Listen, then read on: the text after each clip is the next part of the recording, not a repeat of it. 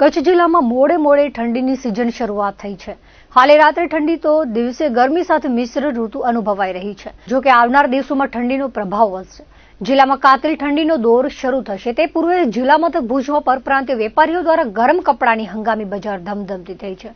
ભુજના સંતોષી માતાના મંદિર પાસે દર વર્ષે ઉત્તર ભારતના વેપારીઓ ગરમ કપડા, જાકેટ વગેરેનું વેચાણ કરવા પહોંચે છે। દરેક વર્ગના લોકોને પરવડે તેવા આધુનિક ફેશનને અનુરૂપ અલગ અલગ વેરાયટીઓમાં ગરમ કપડાનું વેચાણ કરવામાં આવે છે। બાળકો માટે ₹300 થી અને વયસ્કો માટે ₹600 થી 2500 સુધીના ભાવમાં વિવિધ કંપનીઓના જાકેટ, સ્વેટરનું વેચાણ શરૂ થયું છે। ઠંડીની પકડ મજબૂત બન્યા બાદ સારી ગ્રાહકી મળશે તેવી આશા यूपीના નારાયણસિંહ સહિતના વેપારીઓ રાખી રહ્યા છે। हाँ, उत्तर प्रदेश से हम आते हैं। यहाँ भुज शहर के अंदर संतोषी माँ के मंदिर के बाजू में यहाँ अपना गर्म कपड़े का सेल लगा हुआ है।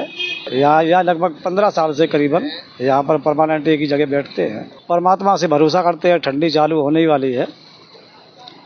इसके बाद हमारे पास क्वालिटियाँ भी मिलेगी आपको, सस्ते से लेके लो रेंज में डिस्काउंट में मिलती है क्वालिटियाँ सारी। जैकेट में हमारे पास है 600 से लेके 2500 तक जैकेट हमारे पास है। ये जैकेटों में है बच्चों का है 300 से लेके 700-800 तक, मीडियम में भी है, वैसा भी है।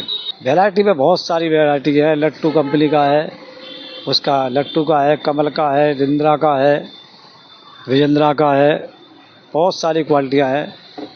DGN का है, बहुत आइटम है। एडिडास, ये सारी कंपनियाँ हैं।